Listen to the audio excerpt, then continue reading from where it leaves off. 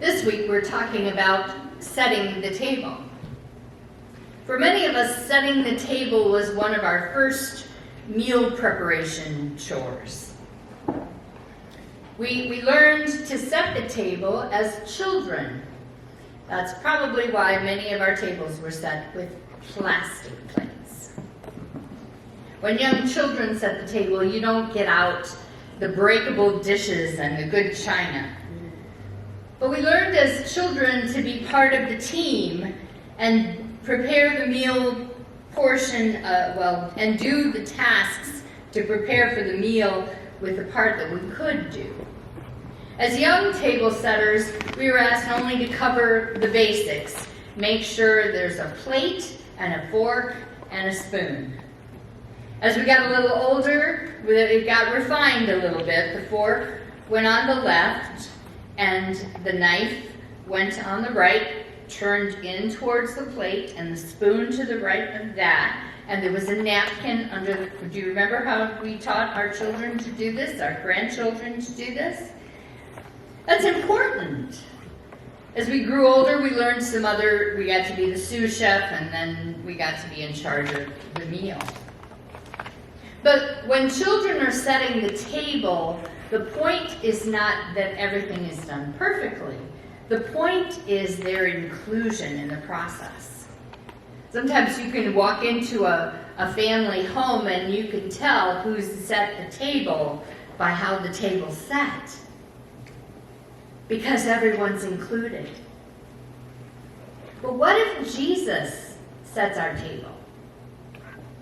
When Jesus sets the table, there's a place for each of us. We're all welcome. We are invited into a relationship. The relationship is already there. It's waiting for each of us as the table is set. Jesus tells his followers that he's about to leave, and do not let your heart be troubled, he says. Believe in God, believe also in me. Well, they were troubled. They were anxious. They were afraid. Jesus says he's leaving and they don't know what the world is going to look like. And that's why Jesus said this. He understood. He knew they were worried and they were anxious, and Jesus wanted his followers to stand firm. But he needed to do more than just tell them not to be troubled. Definitely to stand firm. He assures them that they will have a place. In my Father's house are many dwelling places. Sometimes we hear that phrase and we miss the point. We think about heaven populated with dwellings. But no one thought Jesus was setting up real estate options in heaven when he said that. This is about relationships, not location. Jesus preparing a place has to do with including his followers in the relationship he already has with God, where we will dwell or remain in a relationship with God and Jesus. There's a place for us. Perhaps you've had an experience of longing for a place to belong. Maybe you got to be the new kid in class once upon a time. Maybe when you went away from home to school, you had to find a place and a group. You wonder in those circumstances if there is a place for you, if people will allow you into the social networks that already exist so that you can begin to feel that you have a place, even that you belong. And what a fantastic gift it is when someone takes the lead in introducing you to a group and claiming you as a person who belongs. If you've ever had that experience, you know what a gift that is.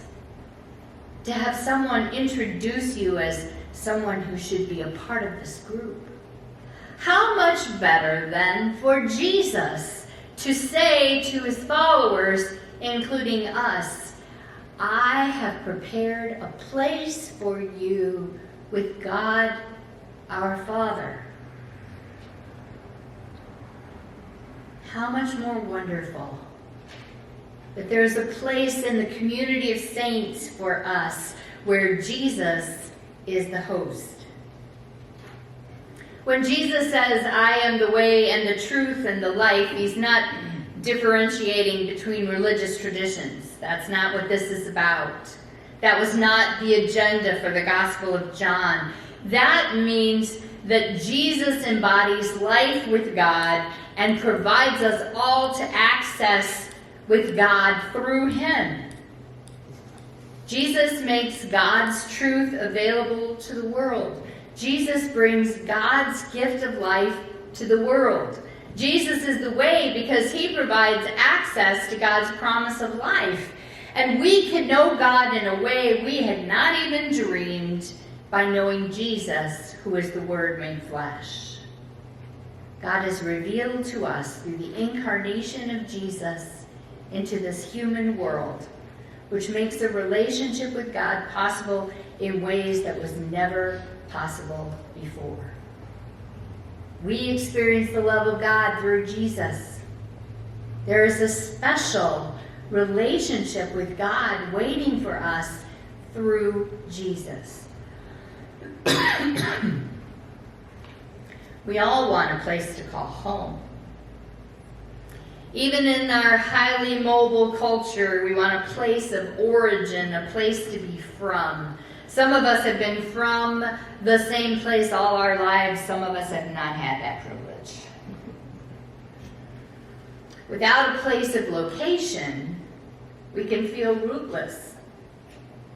One of the most awkward conversations I have with people, and honest, this was in the sermon before yesterday, it comes after they ask me where I'm from. And it happens all the time. Well, where are you from? They ask. Well, in what sense do you mean that question? I mean, where were you born? Well, I was born in Chicago, but we didn't live there at the time. Well, where was your family? Well, my dad was starting a church in Mount Prospect, and I was born in a hospital in Chicago. Oh, so you're from Mount Prospect? No, we left when I was 4. I really don't remember anything about Mount Prospect. Well, where did you go to school? Well, I started in Mount Carroll, at Mount Carroll Elementary School. Oh, so you're from Mount Carroll. Well, I was only there till 2nd grade. Well, where'd you graduate from high school? Well, I graduated from Elgin High School, but I was only there for high school. And we moved the week after I graduated from high school. There were 2 places in between Mount Carroll and Elgin, by the way. There was Park Forest and Ottawa. Where are you from? I thought you were from Dixon, they'll say. Well, Randy's from Dixon. He spent most of his life from age 3 until we got married, and you were 22 when we got married. Until then, he mostly was in Dixon, except for, some years at Northern. It's really hard, and people are trying to understand because where you grow up affects your worldview. But I don't have a worldview from Dixon. I mean, I lived there that summer before I went away to college. And then Randy and I came back for 3 years when the girls were little. But I wasn't raised in Dixon. I graduated from Elgin High School, but I was only there 4 years. How do you figure where I'm from? There are no easy answers. And of course, we left for Tennessee in 1986. And we were there until 2008, all over Middle Tennessee. While I did my Master of Divinity and Randy did his Master's in Teaching, and then I did another Master of Arts in Preaching, and then I did a PhD. And I finished the PhD in 2006, and that's when we were ready to come back, only we didn't come back until 2 years later. The frustration of people trying to figure out where I'm from is real. And the hurt that I feel at never having a place that would function as home is also real. These words that Jesus speaks, I have gone to prepare a place for you, and in my Father's house are many dwelling places, is for all of us, for a different kind of home that will be open to us in God's kingdom. And yes, it is a comfort for all the army brats and preachers' kids to think that someday there will be a place where we actually do belong and the relationship is already there. But it's for more than just us. Jonathan Matheson tells a story about a missionary and his wife who had spent their lives in remote places. He'd gotten sick towards the end of their time there and had barely survived. They loaded him on a ship and had carried him across the ocean back home. As he approached land, there was a band playing and there was a parade. And there were fireworks shooting off. They weren't for him. You know they weren't for him. They were for a military leader who was returning from an overseas assignment. And when they got towards the dock, there wasn't even a sign that said, welcome home. There wasn't a group of people waiting to meet them, and his wife was a little discouraged. She thought after all their years of service, serving God and humanity in far corners of the world, that there should have been, if not a ticker tape parade, at least a welcome banner saying, welcome home. And she said that to him. And he kissed her on the cheek and said, but my dear, we aren't home yet. We aren't home yet. You see, friends, there's more. Jesus says there is a place and a relationship prepared for us in heaven. And that suggests we shouldn't get too comfortable with our place here in this world. This is a temporary location for the most long-lived of us. We're only here for a little while. The best is yet to come. Part of Jesus' farewell to his followers suggests that we are intended by Jesus to live our moments on earth in ways that will create a different kind of world. A world where people love one another and live in the kind of unity that Jesus prayed we would find in him. And that is the table that he sets. A community of believers that care for one another, that sit at table together, that share the feast. It's a foretaste of the heavenly kingdom. We've been sent by Jesus into the world just as he was. But he consoles us with the knowledge that this world isn't our home. And he would go ahead and prepare a place for us in relationship with him and with God.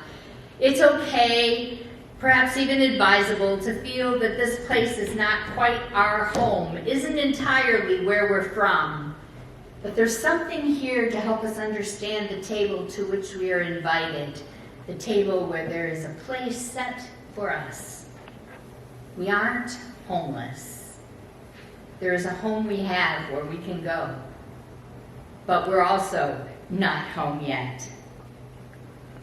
Jesus claims us. We aren't orphans. We are family, invited guests, named and claimed in a relationship with God through Jesus. And Jesus invites us into the home that he prepares for us. We are not homeless. We have a place to go. And he set the table for us in a feast of celebration. If Jesus sets the table, we're invited into community and into the purpose of changing the world. This table set before us is a foretaste of another table that Jesus has set in the kingdom. Welcome home. The table is set. Your place is prepared for you. Welcome home. Amen. Amen.